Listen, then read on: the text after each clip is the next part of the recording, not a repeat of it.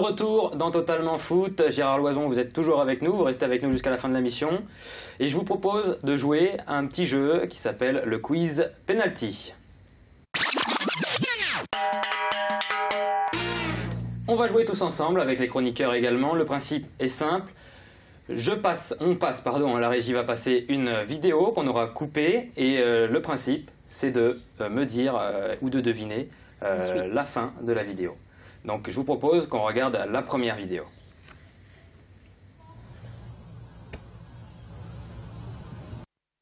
La vidéo est coupée, vous devez me dire, vous devez imaginer la fin de la vidéo. Clément, une petite idée peut-être? Je pense qu'il met une pleine lucarne à Hugo Lloris. Une pleine lucarne à Hugo Lloris, Justine? Moi je vois plus la chute. Une chute? Une belle chute en arrière. D'accord. Corentin? J'ai pas d'idée là. Vous savez pas, vous séchez? J'aurais eu... Moi non plus. Monsieur Loison, vous savez pas? Eh ben, je vous propose qu'on regarde tout de suite la fin de cette vidéo.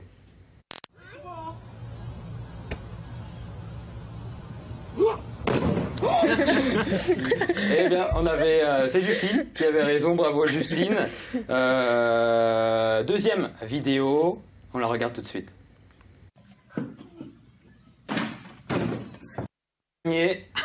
À vous de me dire quelle est la suite de cette vidéo. Ah, je pense dans la continuité, c'est Shaquille O'Neal qui vient le féliciter, non? Shaquille O'Neal, un grand joueur de basket en Amérique, qui viendrait le féliciter. Justine? Moi je pense qu'il y a un chat qui va venir le faucher. Un chat qui va venir le tacler au niveau des genoux? Ouais, tout à fait. On respecte les règles, tout à fait. Si Monsieur Loison vous le dira bien assez. Corentin?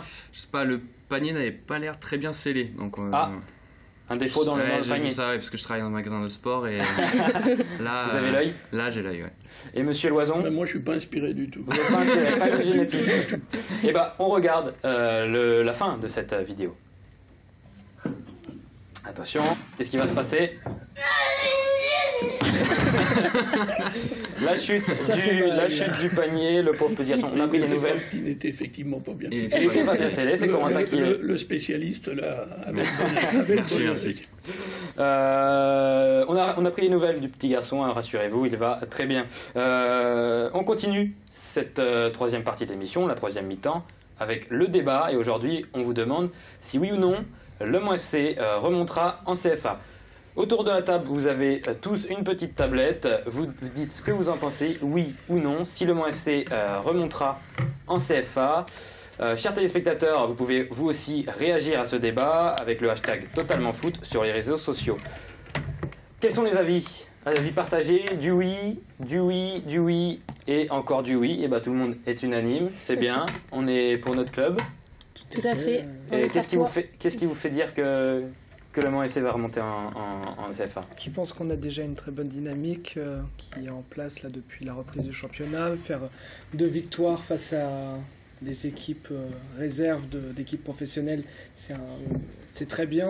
L'arrivée de Richard Désiré, on sent qu'au niveau du groupe, il y a quelque chose de positif qui se crée.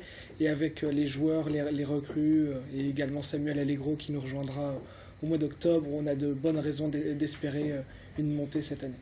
Justine, vous aviez croisé l'entraîneur. Oui, tout à fait. Et je pense que ça doit énormément changer au groupe. Il est beaucoup plus dur que l'entraîneur d'avant.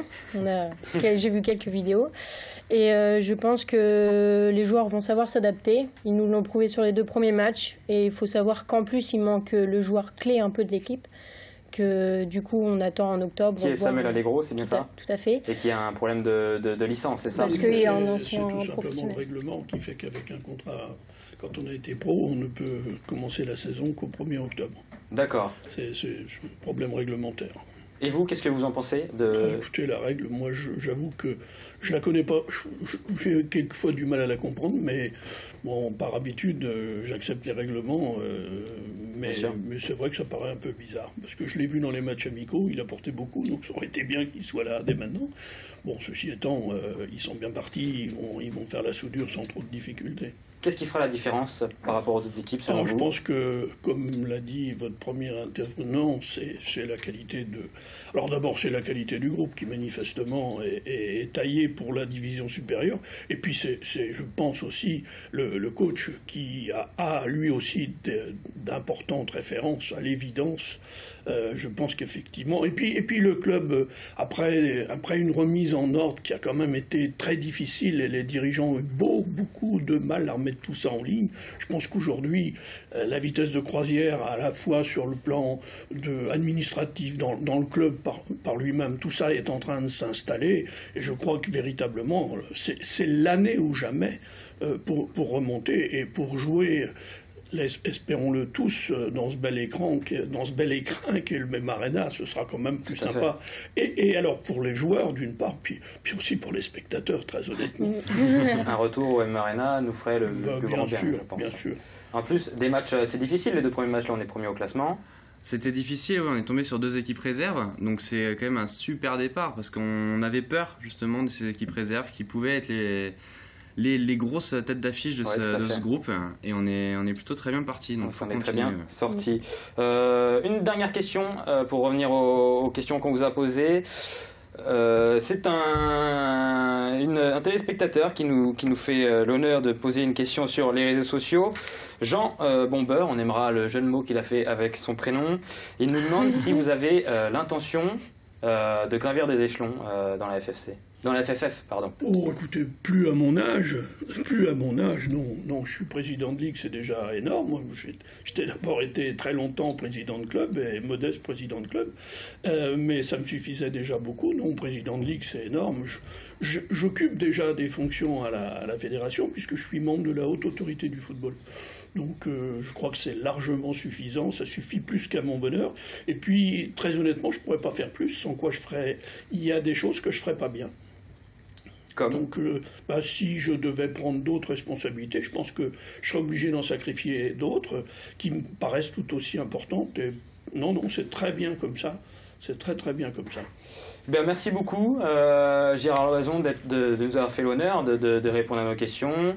Merci à mes chroniqueurs. Je n'arrête pas de dire mes chroniqueurs, mais ce sont les vôtres également.